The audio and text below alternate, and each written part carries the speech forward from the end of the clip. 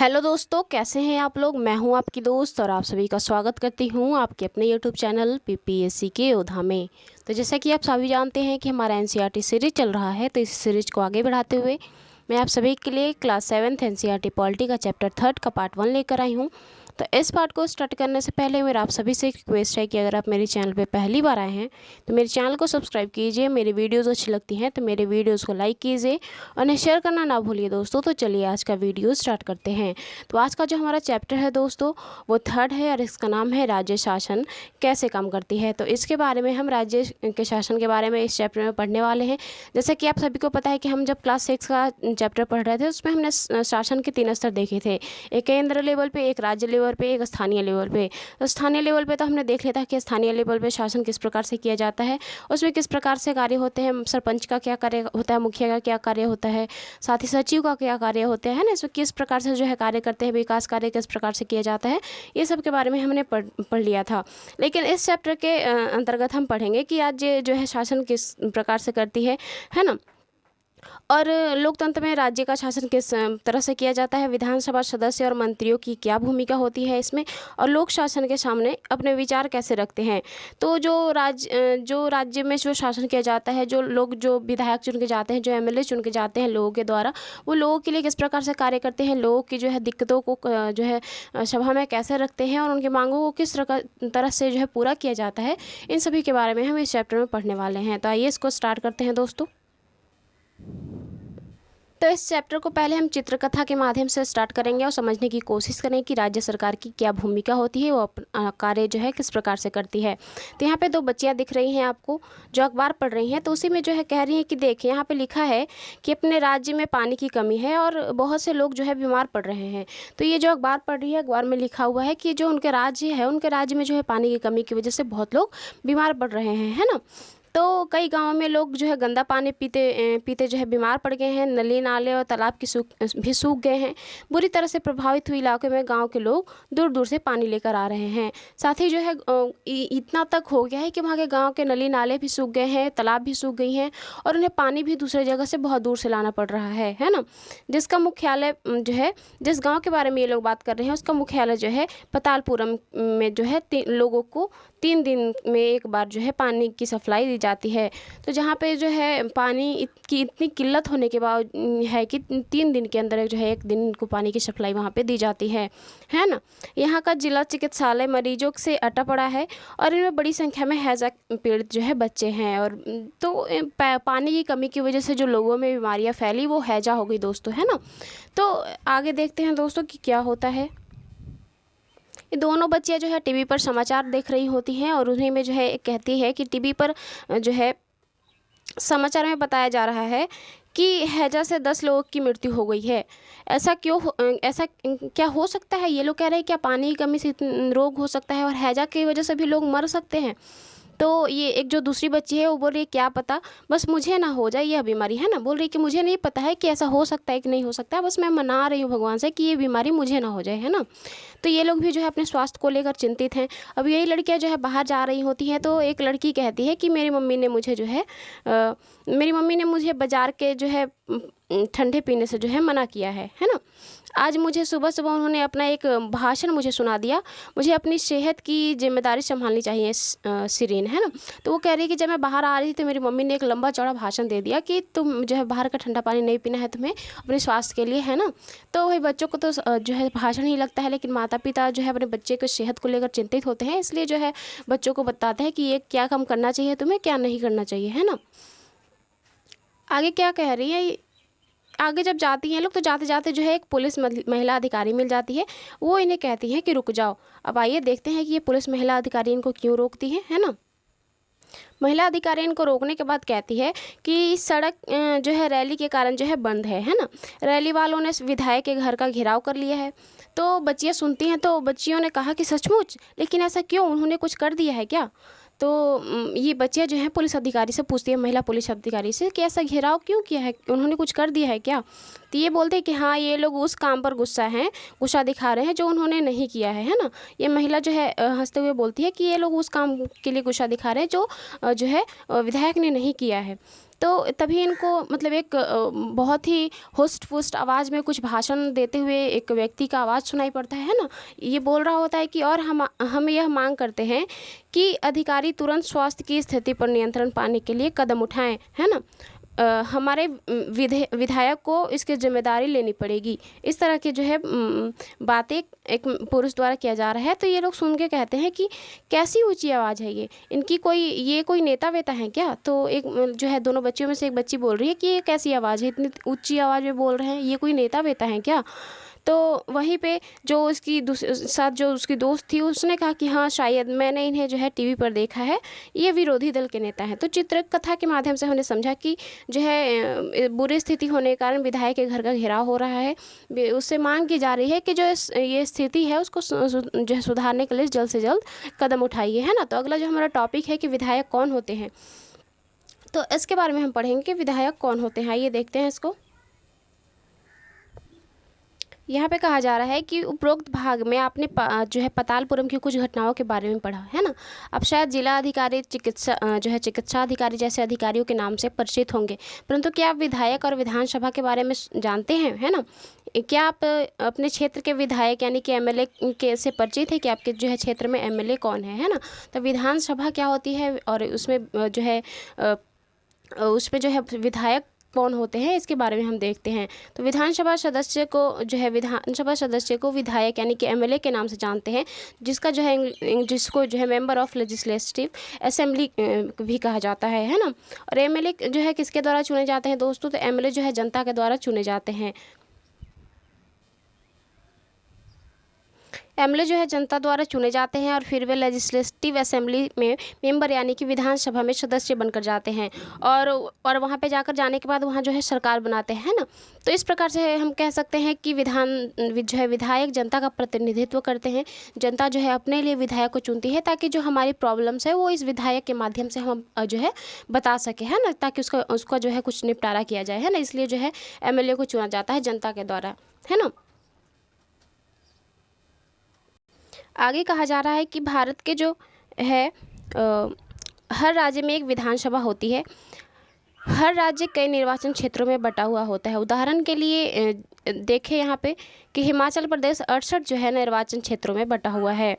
हर निर्वाचन क्षेत्र में जनता एक प्रतिनिधित्व को चुनती है जो विधानसभा का सदस्य यानी कि विधायक बन जाता है। तो हर राज्य से एक प्रतिनिधि को चुना जाता है जो है विधायक बनता है, एमएलए बनता है ना? आपने ध्यान दिया होगा कि चुनाव में जो है लोग अलग अलग पार्टियों के नाम से खड़े होते हैं, इसलिए विधायक अलग अलग राजनीतिक दल के हो सकते हैं। तो एक राजनीतिक दल नहीं होता है। भारत में बहुत सारे राजनीतिक दल है। आप चुनाव के समय पर देखेंगे कि हर कोई जो है हाथ जोड़कर वोट मांगने आ जाता है ना? तो अलग अलग पार्टी के जो है अलग अलग विधायक जो है खड़े होते हैं, है ना? जिन्हें हम अपने जो है अपने सोच के हिसाब से, अपनी बुद्धिमत्ता के हिसाब से वोट डालते हैं। अब एक बड़ा सवाल है कि जो लोग विधायक होते हैं, है ना, वे मंत्री या मुख्यमंत्री कैसे बन जाते हैं?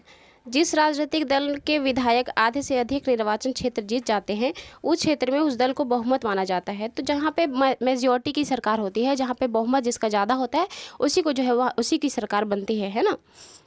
बहुमत प्राप्त करने वाले राजनीतिक दल को सत्ता पक्ष और अन्य सबको विरोधी पक्ष कहा जाता है। उदाहरण के लिए हिमाचल प्रदेश के विधानसभा में विधायकों के 68 निर्वाचन क्षेत्र है। जैसे मान लीजिए कि कोई ए पार्टी है जो है ना, इसके पास जो है अगर इसकी बात करें तो इसके पास जो है 80 वोट मिले हैं इसको। कोई बी है, इसको जो है 48 मिले हैं। कोई सी है तो उसको 20 मिले हैं। और चाहिए कितना वोट? मान लीजिए कि ये 75 वोट चाहिए, है ना? तो इसमें सबसे ज़्यादा मेजॉरिटी किसकी है? ए की है, तो ये जीत जाएगी। फिर ये जो है विरोधी दल के कहलाएंगे, जो इसके नीचे वाले हैं ना। या फिर गठबंधन से भी सरकार बनती है कि नहीं? आगे देखते हैं। यहाँ पे देखते हैं कि हिमाचल प्रदेश में 2017 में हुए विधानसभा चुनाव के परिणाम। तो इसको देखते हैं, इसको समझने की कोशिश करते हैं कि क्या है ये। यहाँ पे देखिए, यहाँ पे भारतीय जनता पार्टी की अगर बात करें, यहाँ पे भारतीय जनता पार्टी की, तो यहाँ पे 44 सीटें इन्हें मिली हैं।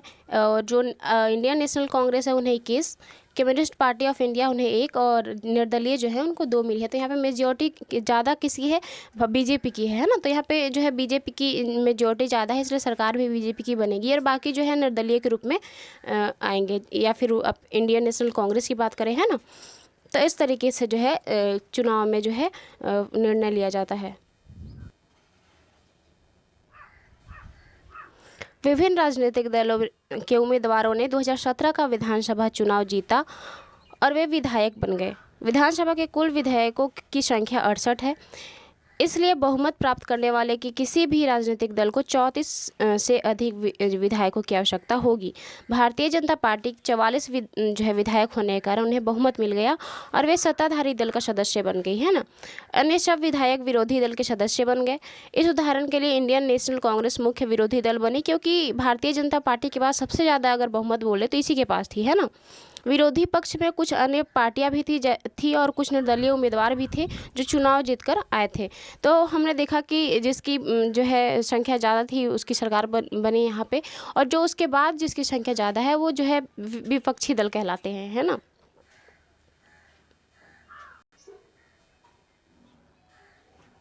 चुनाव के बाद सत्ताधारी दल के विधायक अपने नेता का चुनाव करते हैं जो मुख्यमंत्री बनता है। उन्हीं में से कोई एक ऐसा व्यक्ति जिसको जो है सभी लोग पसंद करते हैं, उसको जो है खड़ा करते हैं कि ये मुख्यमंत्री बनेगा, है ना, जिसके पास मेजॉरिटी ज़्यादा होती है। इस उदाहरण में भारतीय जनता पार्टी के विधायकों में जय श्री राम ठाकुर जो है अपना नेता चुने गए और वे मुख्यमंत्री बन गए। इसके बाद मुख्यमंत्रियों का चयन करता है जो है, और चुनाव के बाद जो है राज्य का राज्यपाल मुख्यमंत्री और अन्य मंत्रियों की नियुक्ति करता है या उनके पद और गोपनीयता की शपथ दिलवाता है ना। तो उन्हीं में से जिनके पास मेजॉरिटी ज़्यादा होती है उन्हीं में से किसी एक को जो है मुख्यमंत्री चुनकर जो है बना दिया जाता है। मुख्यमंत्री तथा अन्य मंत्रियों का यह दायित्व होता है कि वे शासन के विभिन्न विभागों या मंत्रालयों को चलाएं। उनके अलग अलग कार्यालय होते हैं। विधानसभा एक ऐसा स्थान होता है जहाँ पे सभी विधायक, चाहे वे सत्ताधारी दल के हों अथवा विरोधी दल के हों, विभिन्न विषयों पर चर्चा करने के लिए एकत्रित होते हैं।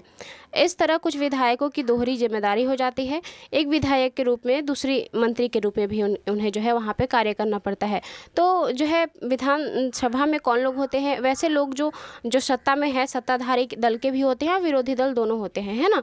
ताकि अगर सरकार अगर कुछ ऐसा प्रस्ताव कर रही है, जो कुछ ऐसी नीतियां ला रही है जो है सही नहीं है, तो उसका जो है एक विरोधी दल भी, विपक्षी दल भी बहुत अहम भूमिका निभाता है उसकी आलोचना करके, है ना, ताकि सरकार को समझ में आए कि जब ये जो है नियम जाएगा जनता के बीच तो जनता कैसे रिएक्ट करेगी, है ना। अगला जो टॉपिक है कि विधानसभा में एक बहस। अब हम देखेंगे कि विधानसभा में जो एमएलए चुन के गए होते हैं वो अपने अपने क्षेत्र की समस्याओं को किस प्रकार से उजागर करते हैं कि हमारे क्षेत्र में इस प्रकार की समस्याएं हैं, आप इसके निवारण के लिए क्या कर रहे हैं, कि कब तक जो है हमारे इस क्षेत्र की समस्या को आप जो है ख़त्म कर देंगे, है ना। इस प्रकार के सवाल जो है विभिन्न विधायक जो है अपने अपने क्षेत्र की समस्याओं को उजागर किया जाता है। तो आइए इसको देखते हैं दोस्तों।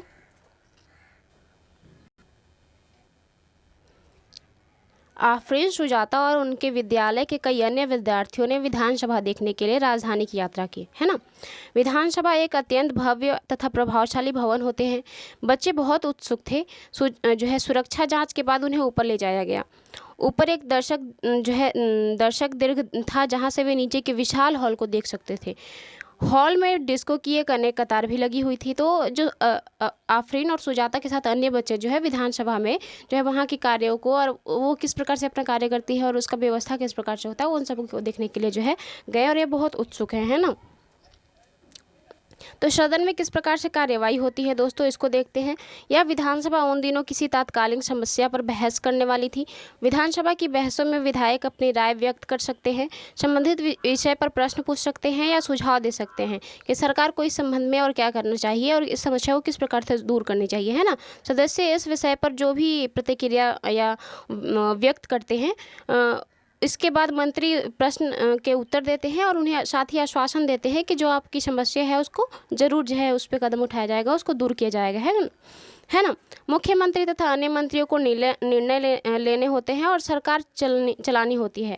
हम प्रायः उन निर्णयों के बारे में सुनते हैं यहाँ समाचार चैनल अथवा जो है समाचार पत्रों में उन्हें देखते हैं और पढ़ते हैं। हालांकि जो भी निर्णय दिखाए जाते हैं कि विधानसभा के सदस्यों द्वारा अनुमोदित किया जा रहा है या लोकतंत्र में विधानसभा सदस्य मंत्रालय और मुख्यमंत्री से प्रश्न पूछ सकते हैं, तो किसी भी महत्वपूर्ण विषय पर बहस जो है हो सकती है। निर्णय ले सकते हैं कि धन कहाँ खर्च किया जाना चाहिए, या फिर इस तरह के अधिकारी उन्हें जो है सलाह देते हैं। या फिर जो बजट होता है, बजट में जितने धन जो है जिस क्षेत्र में व्यय करने के लिए जो है पास किए जाते हैं, उसका जो है उपयोग, सदुपयोग किस प्रकार से किया जा सकता है ना। तो अब हम प्रश्नों को देखते हैं जो विधायक द्वारा जो है पूछे जाते हैं, है ना।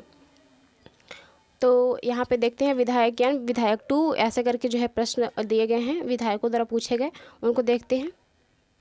यहाँ पे विधायक 1 द्वारा कहा जा रहा है कि अखंड गांव के मेरे निर्वाचन क्षेत्र में पिछले 3 हफ्ते से हैजा के कारण 15 लोगों की मौत हो चुकी है ना।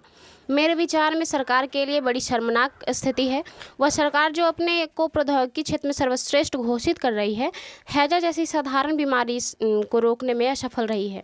मैं स्वास्थ्य मंत्री का ध्यान इस ओर आकर्षित करना चाहूँगा कि वे इस स्थिति को नियंत्रण में लाने के लिए तत्कालीन जरूरत कदम उठाए। तो ये कह रहे हैं कि जो हमारा खंड गाँव है, वहाँ पे 15 दिनों से जो है 2 हफ्ते से जो है लोग हैजा से मर रहे हैं, 15 लोगों की मौत हो चुकी है। और इस प्रकार की स्थिति जो है सरकार के लिए शर्मनाक है, जो कि सरकार दावा करती है कि हम जो है प्रौद्योगिकी स्थिति में जो है सर्वश्रेष्ठ हैं। तो इस साधारण सी बीमारी को उससे नहीं रोका जा रहा है ना, तो ये बहुत ही शर्मनाक स्थिति है। वहीं पे विधायक 2 कहते हैं कि मेरे प्रश्न यह है कि सरकारी अस्पतालों की दशा इतनी खराब क्यों है ना। ये सरकारी अस्पतालों की दशा की बात कर रहे हैं कि इतनी खराब क्यों है। सरकार जिला अस्पतालों में डॉक्टरों व चिकित्सा कर्मचारी की ठीक से नियुक्ति क्यों नहीं कर रही है। मैं यह भी जानना चाहूँगा कि सरकार इस स्थिति का सामना किस प्रकार जो है करने जा रही है ना।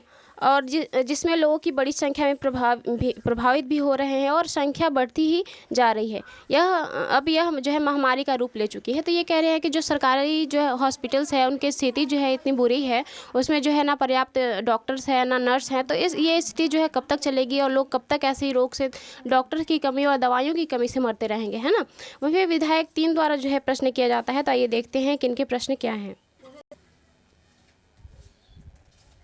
यहाँ पे कहा जा रहा है कि मेरे निर्वाचन क्षेत्र तलपट्टी में भी पानी की गंभीर समस्या है। औरतों को पानी लाने के लिए 3 से 4 किलोमीटर तक चलकर जाना पड़ता है। मैं जानता हूँ कि पानी पहुँचाने के लिए कितने टैंकरों को लगाया है सरकार ने, कितने कुओं और तालाबों की साफ़ सफाई करवाई गई है और उन्हें संक्रमण जो है मुक्त किया गया है। ये विधायक 3 द्वारा कहा जा रहा है। लेकिन उसी की आलोचना में एक विधायक खड़े होते हैं और कहते हैं कि मुझे लगता है कि मेरे साथी समस्या को बढ़ा चढ़ाकर बता रहे हैं, है ना। ये विधायक 3 के बारे में बोल रहे हैं। सरकार ने इस स्थिति को नियंत्रित में लाने के लिए कदम उठाए हैं। पानी के टैंकरों को जो है काम में लगा दिया गया है और ORS की पैकेट बांटे जा रहे हैं। सरकार लोगों की मदद के लिए भरसक प्रयास कर रही है। कह रहे हैं कि मुझे लगता है कि आप जो अपनी समस्याओं को बढ़ा चढ़ाकर बोल रहे हैं, क्योंकि सरकार द्वारा इस क्षेत्र में जो है कार्य किए जा रहे हैं, है ना, आप गलत आरोप लगा रहे हैं। इस प्रकार से जो है विधायक 4 द्वारा जो विधायक 3 को कहा जाता है। वहीं विधायक 5 ने अपनी समस्याओं को उजागर करते हुए कहा कि हमारे अस्पतालों में सुविधाओं की हालत बहुत खस्ता है। कई ऐसे अस्पताल हैं जिनमें कई डॉक्टर्स नहीं हैं और कोई चिकित्सा कर्मचारी पिछले कई सालों से नियुक्त नहीं किया गया है। दूसरे अस्पताल में डॉक्टर्स लंबी छुट्टी पर चले गए हैं और यह शर्मनाक स्थिति है। मेरे ख्याल से हालात बद से बदतर होते जा रहे हैं और हम यह कैसे सुनिश्चित करने वाले हैं कि प्रभावित क्षेत्र के सब परिवारों तक ORS के पैकेट पहुंच जाएंगे। तो यहाँ पे कहा जा रहा है कि हमारे जो है अस्पताल की स्थिति बहुत ही गंभीर है और वहाँ पे कुछ डॉक्टर्स जो है बहुत सालों से नियुक्ति ही नहीं की जा रही है। जो डॉक्टर्स थे वो जो है छुट्टी पर चले गए हैं और वहाँ में जो है मरीज़ आ रहे हैं, उन्हें जो है सही इलाज वहाँ पे नहीं मिल पा रहा है ना। इस प्रकार की समस्याएँ जो है कही गई। वहीं पे विधायक 6 द्वारा एक और प्रतिक्रिया दी जा रही है कि विरोधी पक्ष के सदस्य बिना वजह ही सरकार पर दोषारोपण कर रहे हैं। पिछली सरकार ने सफाई पर कोई जो है ध्यान नहीं दिया था। अब हमने कई वर्षों से चारों तरफ जो है फैले कूड़े को साफ कराने का या जो है शुरू किया है ना। अब जो है हमारा आगे देखते हैं, इसका जो है मूल्यांकन देखते हैं दोस्तों। उक्त भाग में आपने विधानसभा में चल रही एक बहस के बारे में पढ़ा है ना। सदस्य सरकार द्वारा दी गई या ना जो है कार्य की गई कार्यों पर जो है बहस की जा रही थी कि क्या सरकार द्वारा किया गया है और क्या नहीं किया गया है ना। ऐसा इसलिए है क्योंकि विधायक सामूहिक रूप से सरकार के काम के लिए उत्तरदायी होते हैं। सामान्य भाषा में सरकार शब्द से तात्पर्य शासन के विभिन्न विभागों और मंत्रियों से होता है और जो उनके प्रभारी होते हैं। इन सब का सामूहिक प्रमुख मुख्यमंत्री होता है। सही मायने में तो यही सरकार का कार्यकारी हिस्सा यानी कार्यपालिका कहलाता है। दूसरी तरफ सारे विधायक जो विधानसभा में एकत्र होते हैं विधायिका कहलाते हैं।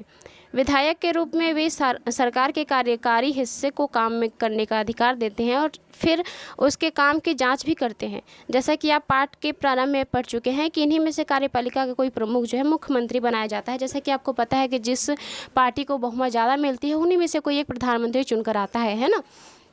तो आज का जो हमारा चैप्टर था पार्ट 1 था दोस्तों, यहीं पे समाप्त होता है। मिलते हैं नेक्स्ट वीडियो में पार्ट 2 के साथ। मेरी वीडियो को इन तक देखने के लिए thank you so much. Bye, take care.